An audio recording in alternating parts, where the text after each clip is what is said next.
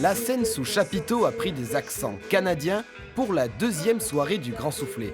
Direction l'Acadie tout d'abord avec les Blue Charms, une bande de potes qui mélange plusieurs styles, un country dans la langue de Jacques Cartier qui a ravi le public.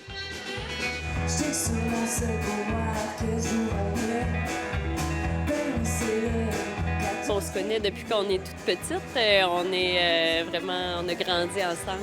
Puis c'est une histoire d'amitié, de jeunesse. Même si l'Atlantique nous sépare, la Bretagne a une place importante chez elle.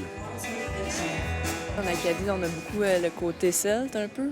C'est sûr, dans notre musique, on le ressent peut-être un peu moins, mais je parlerais beaucoup aussi de la fête, un peu l'esprit de la fête que les Bretons ont, qui est pas mal en commun avec les Acadiens. Fait que nous, notre premier passage en Bretagne était à Lorient.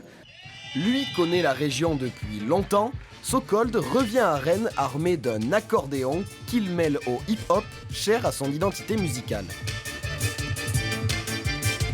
Le hip-hop, c'est quelque chose de très personnel. Ça donne une voix aux artistes pour leur exprimer et de parler d'où ils viennent et de leur histoire, de leur expérience.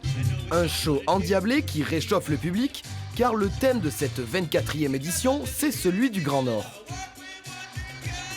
C'est suite à la découverte d'une artiste qui s'appelle Utai Ulena, qui vient de Yakoutie exactement, qui est l'un des pays habités les plus froids du monde, et qui fait une musique d'inspiration chamanique avec des chants, des odes à la nature, des imitations de chants d'animaux, et puis cet instrument-là, le houmous, qui est une guimbarde en fait, et c'est l'une des origines de l'accordéon, puisque c'est le même principe sonore, c'est une lame de métal qui vibre dans les deux sens.